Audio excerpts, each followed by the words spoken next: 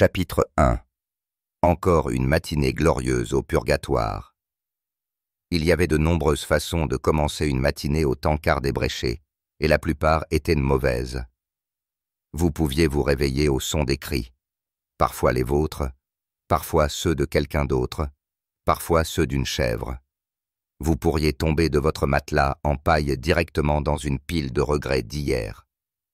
Ou, si la fortune vous souriait, vous pourriez recevoir un coup de pied au visage d'un barde cherchant ses chaussures. Le tavernier, un homme qui avait depuis longtemps cessé de demander quoi que ce soit aux dieux sauf le silence, se réveilla au son des poules faisant du claquette sur les poutres.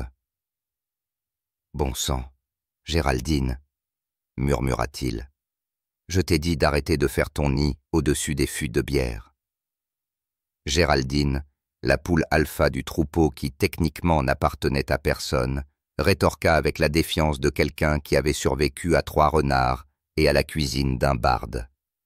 Il se traîna hors du lit, les jambes craquant comme une charrette hantée, et descendit en traînant les pieds. En bas, le chaos avait déjà pris son service tôt. Marjorie, la serveuse de l'auberge, directrice générale, cuisinière et seigneur de guerre non reconnu, lançait des assiettes dans l'évier, avec la même énergie que la plupart des gens réservaient pour le combat. La chèvre, juste la chèvre, personne n'osait la nommer, était de nouveau sur le bar, l'air satisfait. « Pourquoi est-elle sur le bar ?» demanda l'aubergiste. « Il aime la vue, » Marjorie répondit. « Il mâche le livre d'or. Il aime le goût. » Un fracas provenait de l'étage. « Est-ce que quelqu'un est encore mort ?» appela l'aubergiste. « Non !» cria une voix lointaine. « Juste le poète qui s'entraîne à ses chutes dramatiques. »« Oh ! L'habituel alors !» La porte s'ouvrit avec le panache d'un vendeur itinérant possédé par un démon de théâtre mineur. Le barde entra en fanfare, sa cape dramatiquement humide, bien qu'il n'ait pas plu depuis 3 semaines. « Bonjour, chers habitants !» chanta-t-il. Le soleil se lève, l'espoir s'éveille, et j'ai composé une ode à notre chèvre. La chèvre a pété. L'ode a été annulée. Le petit déjeuner au Chipped Tankard était, comme le dictait la tradition, à peine comestible. Marjorie balança les assiettes sur les tables avec l'enthousiasme d'une femme qui avait autrefois repoussé un troll avec une louche. Les œufs étaient plus une suggestion qu'une substance. Le pain pouvait servir à poncer du bois, et le thé était préparé en fixant l'eau chaude jusqu'à ce qu'elle abandonne. Une poignée d'invités grognaient dans leurs mugs. Un moine des terres orientales fredonnait doucement en sirotant une tasse de ce que Marjorie prétendait être du bouillon. Un couple de voyageurs se disputait pour savoir si le ronflement de la nuit dernière était plus fort que les cris.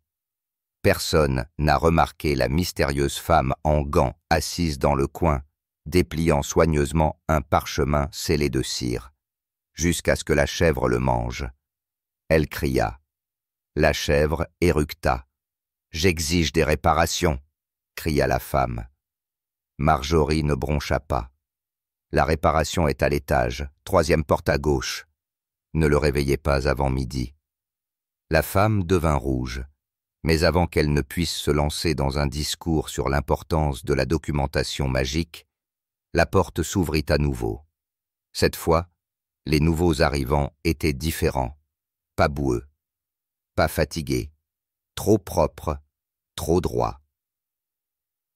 Un homme et une femme, habillés comme des nobles prétendant être des roturiers, mais échouant de manière spectaculaire. Leurs bottes étaient cirées, leurs accents étaient faux. « Bonjour », dit l'homme, les yeux scrutant l'auberge comme si c'était un puzzle dont il manquait des pièces. « Nous cherchons un logement », dit la femme, « et du ragoût. » Tout le monde se tut. L'aubergiste se pencha en avant. « T'es sûr ? On nous a dit que cet endroit servait le meilleur ragoût de la région. » Tout le monde éclata de rire. Même la chèvre a renâclé. Ça sert un ragoût, dit Marjorie. Nous ne faisons aucune prétention au-delà de sa température. Parfait, répondit l'homme en s'asseyant. Marjorie leur servit chacun un bol avec l'enthousiasme d'une femme, espérant tester les limites humaines de la digestion. Les nouveaux venus ont siroté prudemment. La femme grimaça. « Ça a le goût de la prophétie », murmura-t-elle. Le barde s'exclama.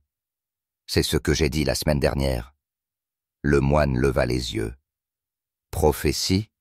Dans cette marmite ? Ah ! Tu aurais de la chance si ça te disait l'emploi du temps de demain pour les intestins. » Le ragoût bouillonnait. C'était nouveau. « Est-ce que... il vient de... rôter ?» demanda la femme. « Ça arrive parfois, » dit l'aubergiste. « Cela signifie généralement qu'il est en train de fermenter ou en train de prendre conscience. » Le ragoût bouillonnait à nouveau. Une petite étincelle bleue s'éleva de sa surface, un sel. L'homme mystérieux se pencha. « Ça commence. »« Commencez quoi ?» Marjorie demanda. « Everything. » La chèvre sauta du bar, atterrit directement sur la table et éternua. Le parchemin que la femme lisait plus tôt vola dans le ragoût. Il siffla, scintilla et sombra. Le barde se leva. « Je le savais. La chope ébréchée est l'épicentre d'un destin ancien. Tu as aussi dit ça à propos de la cabane de jardin la semaine dernière, lui rappela Marjorie. C'était différent. Celui-là ne faisait que grogner. L'aubergiste soupira. Ne pouvons-nous pas avoir juste un jour normal ? Le moine flottait légèrement au-dessus de son siège. Nope. Et dessous les planchers, un léger bruit sourd. Suivi d'un autre, puis, indéniablement, le bruit de quelque chose qui se déplace, quelque chose de vieux, enfoui, et très probablement pas encore terminé avec ses affaires. La chèvre se tourna vers le bruit et bêla une fois, bas et sinistre. Puis, il cligna de l'œil. Chapitre 2. La lettre, le poulet et le fromage de soupçon. Il y avait des bruits étranges dans le sol, ce n'était pas inhabituel.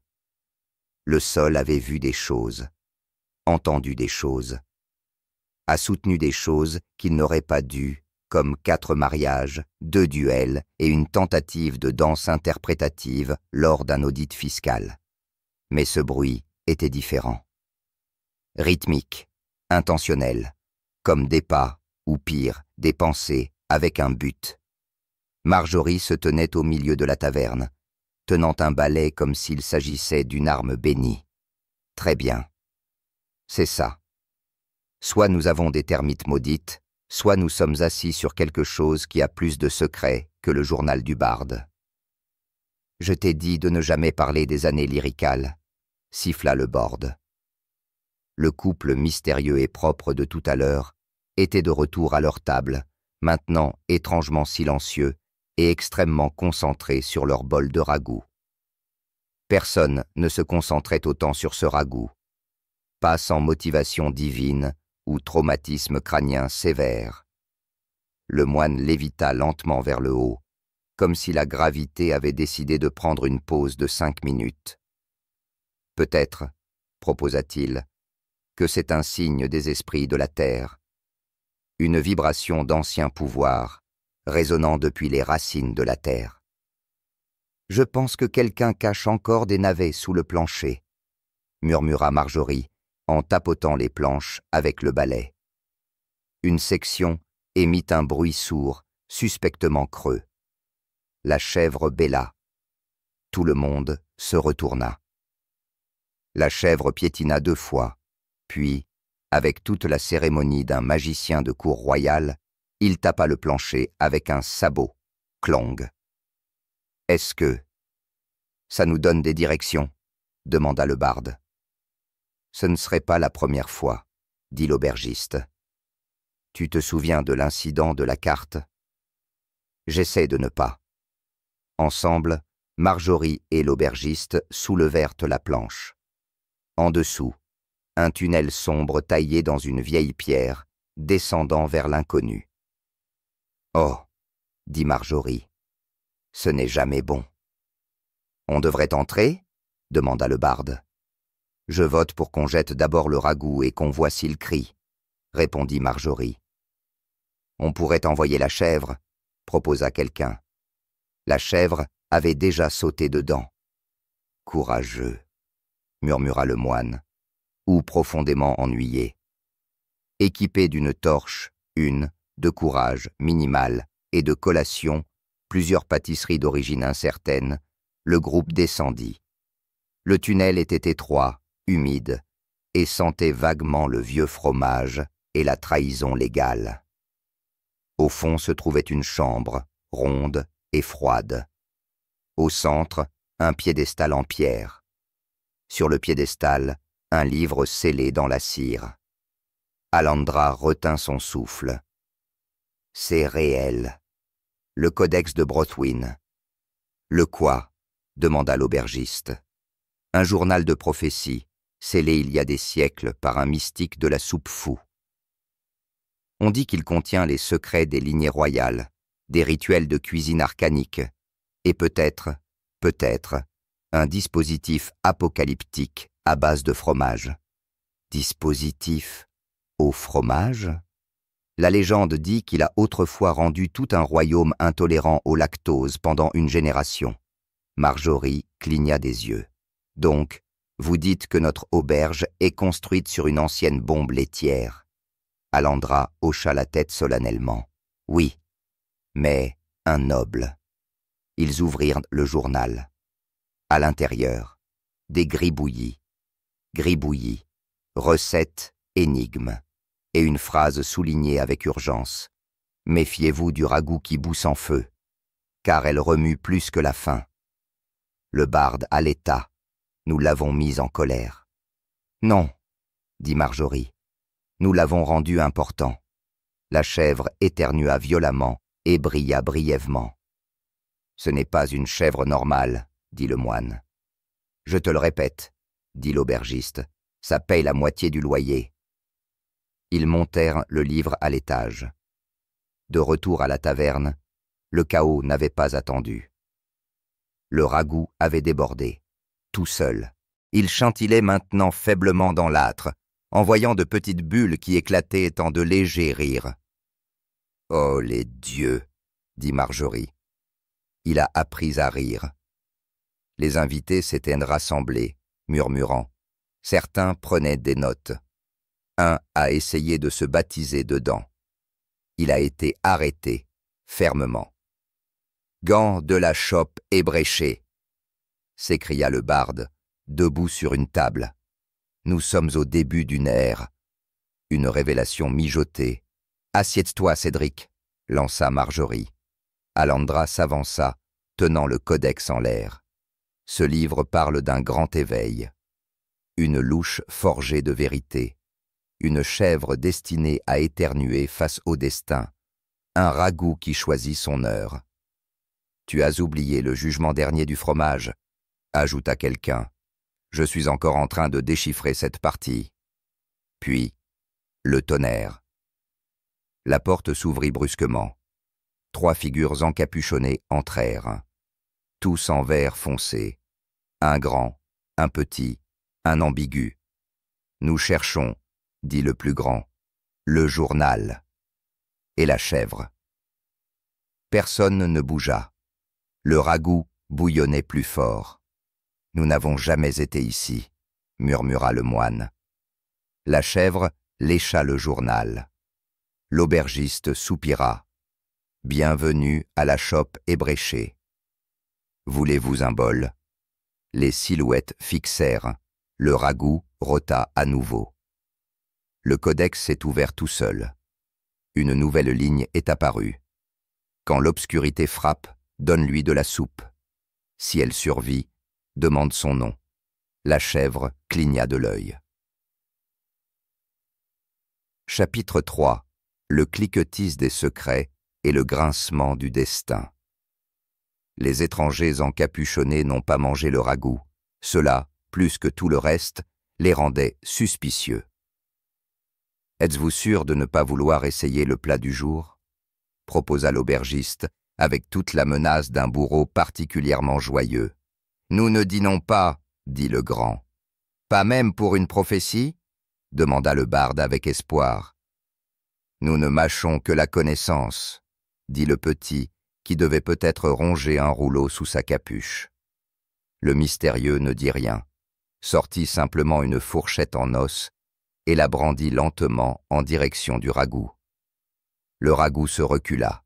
« Bon, c'est nouveau, » dit Marjorie en ajustant son bouclier en poil. Le codex se ferma avec un souffle dramatique de poussière parfumée à la farine, comme s'il était offensé.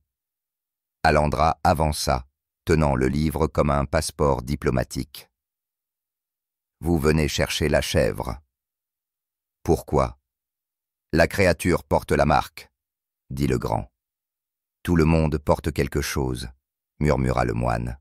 « Regrets, désirs, tatouages embarrassants. » L'ignorant, le petit sortit un petit amulette sculpté en forme de tête de chèvre entourée de runes. La chèvre le regarda, éternua violemment et explosa dans un nu de paillettes. Puis il était de retour. Aucun dommage, aucune explication. « Je commence à soupçonner que cette chèvre n'est pas de ce monde, » murmura le barde. « Commencer » Marjorie répéta. « J'ai soupçonné dès le moment où il m'a battu aux échecs. Les étrangers avancèrent. Donnez-nous le codex. Et la chèvre, now. » Le ragoût a éclaté. Pas au sens figuré. Un geyser de bouillon incandescent jaillit de la casserole, éclaboussant le plafond de runes cryptiques et de ce qui ressemblait de manière suspecte à une recette de muffins au navet. Les étrangers crièrent et s'enfuirent. Le grand s'est enflammé. L'ambigu a glissé sur un ouïe magique. Le petit s'est téléporté avec un grand « non ». Le silence revint. À part le ragoût, qui fredonnait. « Quelqu'un d'autre a remarqué que le ragoût nous défend maintenant ?» demanda l'aubergiste. « Je vote pour qu'on l'élise maire, » dit le barde. Le codex s'ouvrit de nouveau, cette fois avec moins de subtilité. Une nouvelle page se forma à partir de parchemin liquide et d'encre lumineuse. Prêtez attention au chemin sous le foyer. La vérité se trouve dans l'ombre, gardée par la flamme et le petit déjeuner. A-t-il dit petit déjeuner? Oui, confirma Alandra. Et aussi, la vérité, avec un V majuscule. Cela signifie généralement quelque chose de sacré, ou quelque chose de dangereux, ou les deux, probablement les deux. Définitivement les deux, acquiesça Marjorie, en soulevant déjà les planches du plancher. Sous le foyer se trouvait un autre tunnel, celui-ci plus large, plus grand, et décoré de mosaïques de chèvres héroïques, de louches héroïques, et d'un nombre suspect de roues de fromage. Cela semble inutilement symbolique, observa le moine. Tout est symbolique si tu n'as pas dormi, murmura l'aubergiste. Ils redescendirent à nouveau. Le barde glissa 2 fois, atterrissant sur le moine, et n'étant pardonné que parce que le moine était en pleine lévitation. En bas, une grande salle, ronde et résonnante, avec une estrade surélevée. Dessus reposait une cuillère, une très grande cuillère lumineuse. La louche de la vérité, souffla Alandra. Je pensais que ce serait plus grand, dit Marjorie. C'est l'artefact original, expliqua Alandra. Forgé dans les guerres de bouillon du 3e remous. On dit qu'il perce les mensonges, remue le destin et dévie les malédictions mineures. Et aussi faire vraiment bonne bouillie, ajouta le barde. Une voix tonna de nulle part. Qui cherche la louche? Tout le monde sursauta.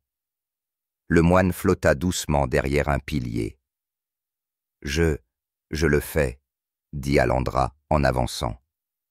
Une figure lumineuse se matérialisa au-dessus de la cuillère. On aurait dit un fantôme croisé avec un sous-chef mécontent. Alors, réponds à ça. Quel est l'ingrédient secret qui unit toutes les choses? Muscade, cria le barde. Incorrect. L'amour? Proposa le moine. Toujours faux. Du fromage? Marjorie devina. Il y eut une pause. La silhouette cligna des yeux. Oh, dit-il. En fait, oui. La louche s'éleva dans les airs et se posa dans la main d'Alandra. La lumière afflua en elle. Ses cheveux s'envolèrent. Ses yeux brillaient. Le codex crépitait. Et le ragoût à l'auberge a explosé en confettis. « Vous avez été choisi, » intonna la silhouette. « Tu es celui qui éveillera la vérité, celui qui découvrira l'ingrédient final. » Le témoin chèvre, le gardien de la ragoût. « Attends, » dit Alandra. « Que veux-tu dire par ingrédient final ?» La silhouette sourit. « Tu sauras quand le monde prendra fin. » Et disparut.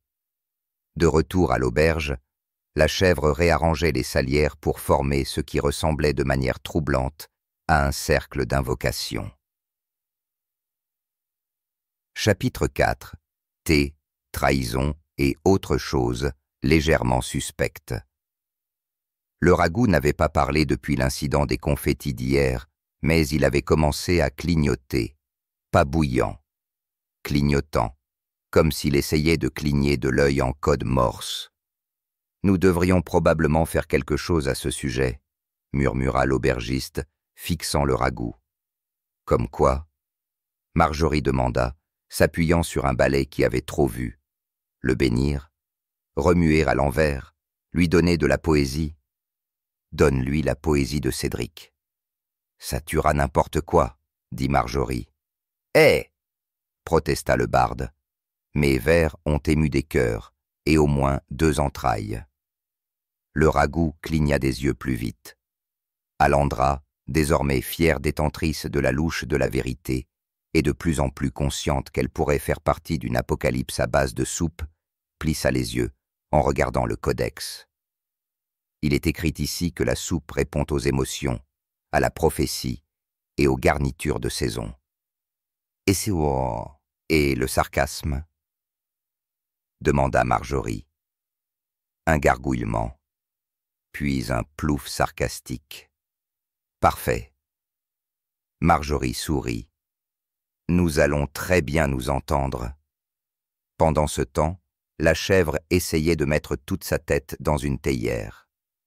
Il a réussi. Personne ne l'a remise en question. Soudain, un coup à la porte. Pas le coup habituel d'un noble ivre ou d'un moine qui évite les impôts. Ce coup était précis, autoritaire et profondément agaçant. Alandra se raidit. « Je connais ce coup. » La porte s'ouvrit sans attendre d'invitation. Un homme en armure dorée, poli comme du bronze, entra, flanqué de gardes portant des étendards arborant le symbole du roi prétendant, un serpent essayant d'avaler son propre ego. « Dame Alandra Tistelgrip », annonça le chevalier. « Par ordre de Sa Majesté temporaire, vous êtes convoqué à rendre tous les artefacts, en particulier les cuillères lumineuses, les chèvres enchantées et tout bouillon sensible. » Il y eut une pause. La chèvre bêla. Une tasse de thé vola dans les airs. Il a raté. Le ragoût éructa de manière inquiétante. Le chevalier leva un rouleau. « Vous êtes accusé de haute sorcellerie de cuisine, de dissimulation d'ingrédients sacrés et de régicide par confiserie. »« Écoute, » dit Alandra, « ce gâteau était surtout accidentel. »« Nous ne rendrons pas la louche, » dit Marjorie en craquant ses knuckles. « Ni la chèvre, » ajouta le moine. « Il fait partie du décor. Alors préparez-vous à... » Le ragoût explosa. Encore, cette fois, en vapeur. De la vapeur magique et scintillante qui faisait éternuer tout le monde des vérités. « J'ai triché sur mes impôts !» cria un soldat. « Je pense que la chèvre est mon oncle !» cria le barde. « J'ai volé une cuillère dans la cuisine royale et je ne regrette rien !» avoua le chevalier. Quand la vapeur se dissipa, tout le monde resta debout, mal à l'aise, en silence. La chèvre trotta vers le chevalier, renifla ses bottes et s'assit dessus. « Vous êtes en état d'arrestation » murmura le chevalier. « Pourquoi » demanda Alandra. Le ragoût brillait. « Je ne sais plus. » Le chevalier et ses hommes s'enfuirent. Alandra se tourna vers les autres. « Il est temps d'arrêter de réagir. Nous avons besoin de réponses. Nous devons lire ce codex, page par maudite page. » « Vous voulez dire celui qui vient de se réorganiser en haïku ?» demanda le moine. En effet, le codex disait maintenant « La louche remue l'obscurité. La chèvre sait plus qu'elle ne devrait savoir. Le fromage est le destin. » Cédric a applaudi. « Un chef-d'œuvre !» Marjorie se mit la main sur le front. « J'ai besoin d'un verre. » Le ragoût gargouilla d'approbation. Chapitre 5. Le dernier souper, ou quelque chose comme ça. Le ragoût exigeait un festin. Pas métaphoriquement. Cela s'écrivait en vapeur sur les poutres de l'auberge. « Nourris-moi, ou sinon. » « C'est troublant, » dit Marjorie, le lisant à voix haute, tout en retournant une saucisse avec l'air détaché d'une femme indifférente à une soupe surnaturelle. « Penses-tu que cela signifie le nourrir ?» demanda Cédric. « Ou nous nourrir à lui ?»« Oui, » dit le moine en toute simplicité. Alandra avait passé la dernière heure les coudes plongés dans le codex, qui avait commencé à grogner lorsque quelqu'un feuilletait. Il dit que nous approchons du remue-ménage prophétisé, quand le ragoût atteint une pleine conscience et exige un jugement. « Jugement ?» demanda l'aubergiste. « J'ai déjà été jugé par 4 inspecteurs de la santé et 3 ex-femmes. J'en ai fini. » La chèvre se tenait sur un tonneau, bêlant ce qui ne pouvait être décrit que comme un discours inspirant avant la bataille. La table était mise. Les derniers légumes étaient tachés, la recette ancienne activée par une danse interprétative, et le chaudron de clarté, alias la casserole en fer bosselé qu'ils avaient trouvée sous les escaliers, était poli jusqu'à devenir presque brillant. « J'espère que ça va marcher », murmura Alandra en levant la louche de la vérité. « Tu dis ça comme si quelque chose n'allait pas exploser », murmura Marjorie. Les ingrédients étaient au rassemblé. Un poil de chèvre mystique, donné de bon cœur après avoir soudoyé la chèvre avec des scones au navet. 3 brins de courage, cultivés dans le tas de compost d'un moine. Une cuillère à café d'histoire oubliée, trouvée derrière l'étagère. Et, bien sûr, un raisin maudit. Ils remuèrent.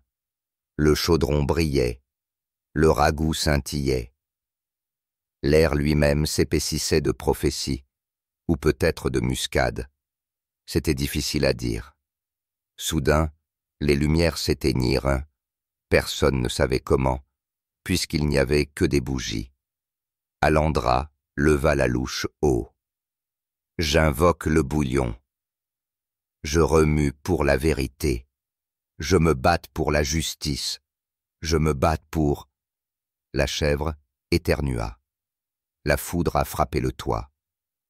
Le ragoût rugissait. Et tout le monde dans l'auberge, fut frappé par une vision. Vision d'Uragua, dans le désordre.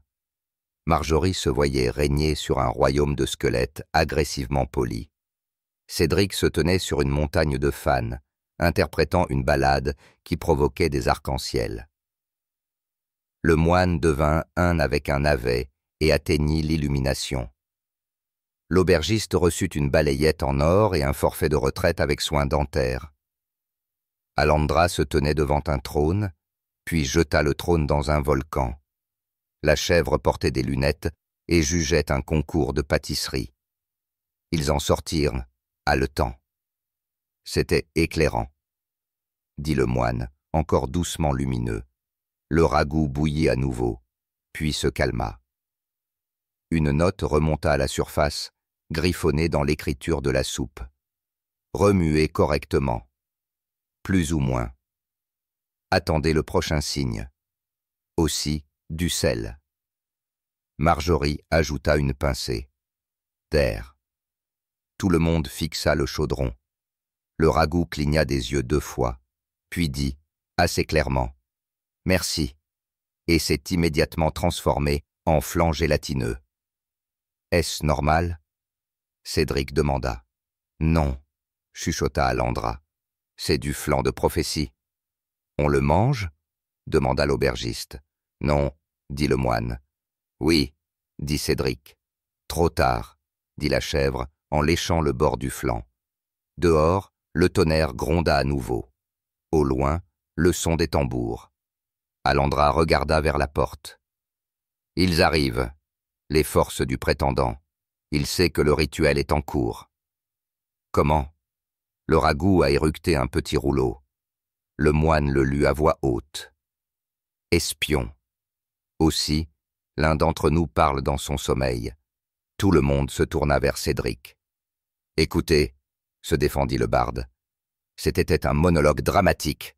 Marjorie saisit une louche, non magique, et Alandra tenait la vraie en l'air. « Préparez-vous, » dit-elle. « Pourquoi ?» demanda l'aubergiste. « Pour le deuxième plat. » Chapitre 6. La cave des secrets légèrement gênant. Dans le calme avant la tempête, par lequel nous entendons les 5 minutes avant que Marjorie ne lance un tabouret à un éclaireur des prétendants, Alandra faisait les 100 pas. La louche de vérité pulsait faiblement dans sa main, émettant parfois un « tesca » comme une tante jugeante. Le codex flottait derrière elle, légèrement entr'ouvert, feuilletant ses pages dans une brise qui n'existait pas. Sous l'auberge, le sol grondait doucement, pas de manière menaçante, plutôt comme une indigestion. « Ils arriveront au coucher du soleil », dit le moine, perché calmement au plafond comme une araignée avec des principes. « Nous avons besoin d'un endroit pour nous cacher, » murmura Marjorie, « ou contre-attaquer, ou disparaître. Je vote pour disparaître. » La chèvre, portant une casserole comme casque, bêla et se précipita contre un mur. Elle rebondit. « J'ai une idée, » dit l'aubergiste. « C'est terrible, mais c'est le seul que nous avons. » Ils ont encore soulevé le plancher. Cette fois dans la réserve, derrière un tas de panais périmés et un tonneau extrêmement passif-agressif étiqueté « Ne pas toucher, Marjorie ». Une trappe révéla un escalier en colimaçon, ancien et sentant légèrement le regret, la cannelle et la moisissure. « Je ne me souviens pas d'avoir construit ça, » dit l'aubergiste. « Vous ne l'avez pas fait, » répondit le codex, qui avait pris l'habitude de répondre aux questions maintenant. Les escaliers descendaient à une distance impossible.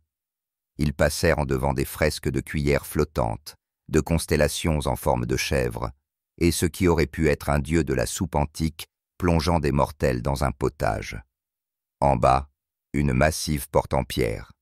Inscrit dessus, « N'entrez pas, à moins d'apporter des encas. » « Je pense que nous sommes qualifiés, » dit Cédric en levant un plateau de muffins de secours. La porte s'ouvrit.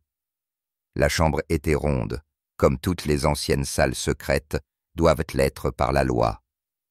Au centre se trouvait une piscine, non pas d'eau, mais de bouillon épais et lumineux. Au-dessus flottait un squelette portant un tablier et un monocle. « Bienvenue dans la cave des secrets légèrement incommodants », dit le squelette avec un accent distingué. « Faites attention aux fantômes de cuillère. Ils sont très territoriaux. » 2 spectres scintillants sifflaient et poursuivaient Cédric en cercle. Alandra fit un pas en avant. « Nous cherchons la connaissance. »« Ah » Alors vous devez affronter l'épreuve des assiettes. Il y eut un éclair dramatique. Un placard s'ouvrit. Des dizaines d'assiettes sales flottèrent, tournoyant de manière menaçante. Vous avez 10 minutes pour les nettoyer ou subir une honte éternelle. Marjorie craqua ses jointures. Amène-le. Ce qui suivit n'était pas une bataille, mais quelque chose de proche. Il y avait du savon. Il y avait du frottement. Il y avait des cris. Cédric pleura ouvertement sur une fourchette. Finalement, ils ont réussi. Le squelette hocha la tête. Acceptable. Vous pouvez vous approcher du brothwell. La chèvre avait déjà sauté dedans. Du puits jaillit une projection, une image du monde d'en haut. Des troupes en marche. Tour de siège. Un roi prétendant avec trop de call et pas assez de planification stratégique. Il prévoit d'utiliser la prophétie, dit le squelette, pour exploiter le pouvoir de la soupe, faire bouillir la terre jusqu'à la soumettre. Cela semble point coûteux, dit l'aubergiste. Mais que pouvons-nous faire? Alandra demanda. Tu dois remuer le breuvage final. Au sommet de la bataille, devant le monde. Ce n'est qu'alors que la vérité pourra être révélée. Quelle vérité? Le squelette fit une pause. Probablement quelque chose de dramatique. J'ai oublié. Je suis mort depuis longtemps. Le codex s'ouvrit à une nouvelle page. Quand la chèvre s'élève et que la louche brille, quand le flanc redevient bouillon, remue. Remue avant que la première tourne tombe, et le destin sera assaisonné correctement. Alandra serra le poing. Nous nous mettons en route à l'aube. La chèvre émergea du puits, rayonnante. Cédric prit une cuillère. Avons-nous des uniformes assortis? Parce que ça commence à ressembler au climax. Chapitre 7. Pluie, ruine et la légère. Odeur de chèvre brûlée. La pluie a commencé avec panache. Pas une bruine.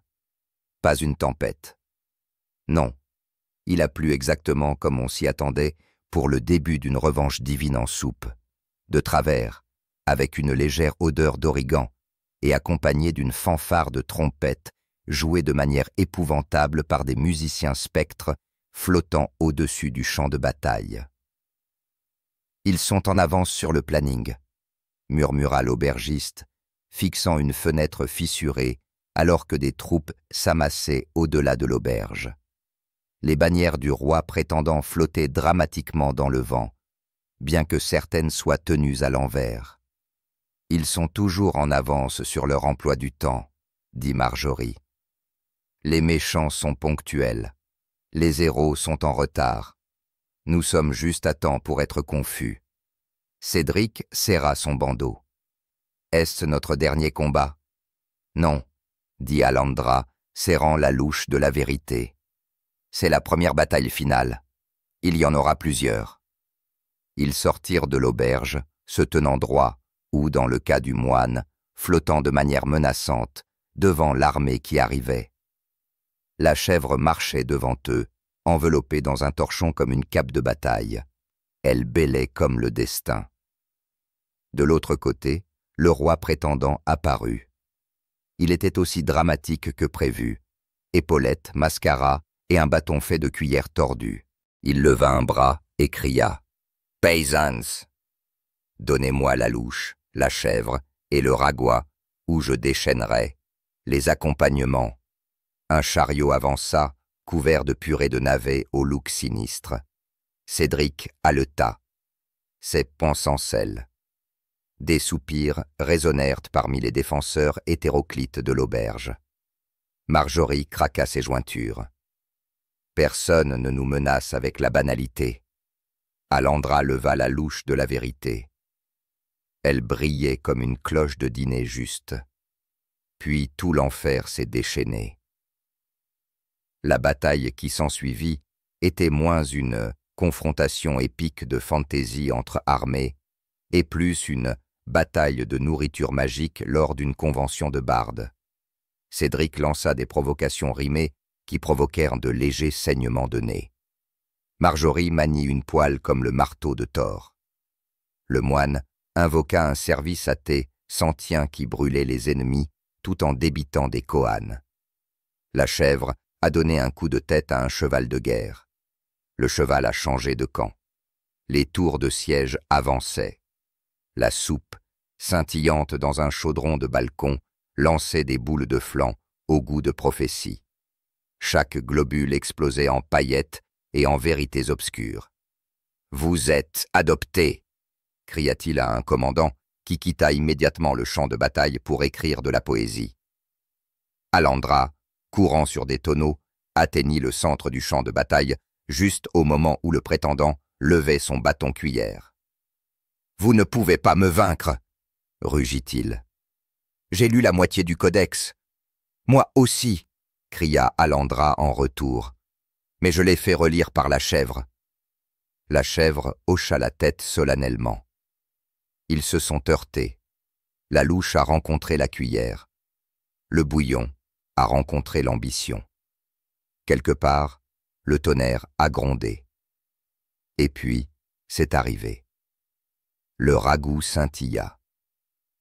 La chèvre éternua. Le ciel prit une teinte vive de soupe. Et Alandra, debout sur une meule de fromage renversée, remuait.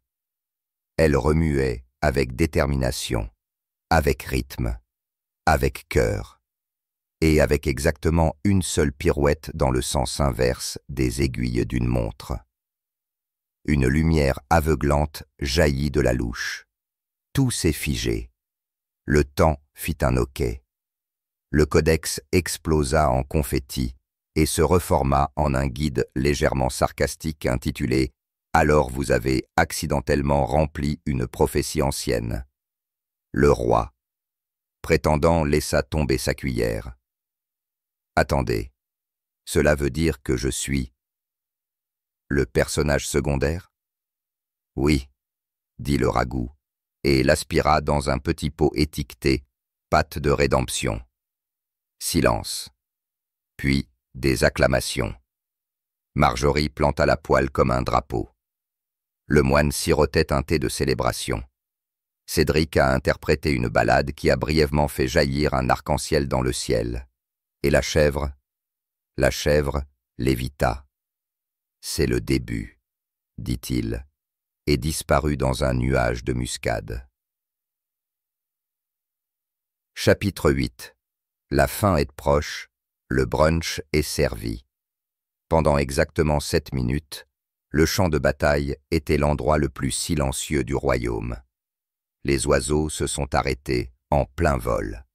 Le vent marcha sur la pointe des pieds. Même le luth de Cédric refusait de jouer.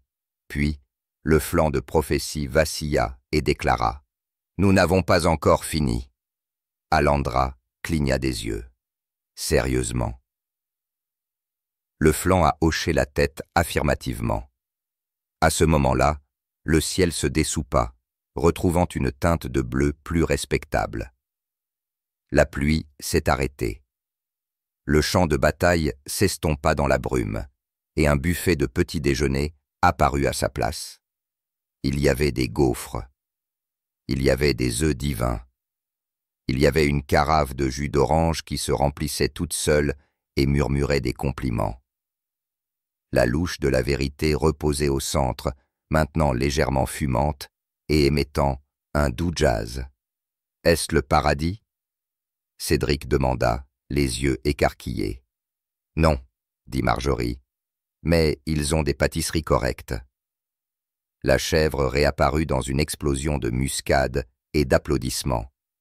Il portait des lunettes de lecture et une écharpe qui disait « Intendant temporaire de l'équilibre cosmique ». « Merci d'avoir accompli la prophétie », dit la chèvre dans un parfait commun. Cela mijote depuis des siècles. Maintenant vient le débriefing. Tout le monde s'est assis. Les assiettes se sont remplies toutes seules. Le moine fit léviter une mimosa. Le briefing de la prophétie, abrégé. Le roi prétendant a été mis en bouteille et étiqueté.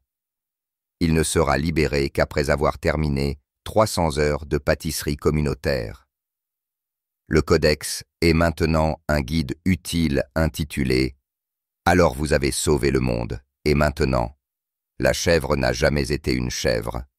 C'était Kevin, un sorcier maudit par l'ubris et des erreurs de calcul à base de produits laitiers. Le ragoût est devenu une entité sentiente de maintien de la paix et supervisera les futurs sommets internationaux. Alandra est maintenant grande remueuse de l'ordre de la louche, un poste non rémunéré mais hautement prestigieux. Je ne comprends toujours pas pourquoi le ragoût parle, dit Marjorie. Le ragoût répondit, parce que j'ai écouté pendant des milliers d'années, et vous les gens, vous êtes hilarants. Cédric se leva. Alors trinquons. À la soupe, aux prophéties, à brunch. Tout le monde a applaudi. Le moine, légèrement éméché par l'illumination spirituelle et les galettes de pommes de terre, se pencha en avant. Que se passe-t-il maintenant? La chèvre fit un clin d'œil.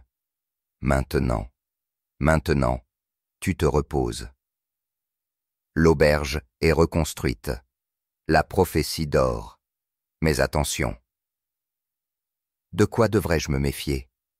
Alandra demanda. La chèvre regarda vers le ciel. La salade maudite de l'Est. Mais c'est une histoire pour un autre menu. Avec un dernier éclat de muscade et de musique de harpe, il disparut. Épilogue.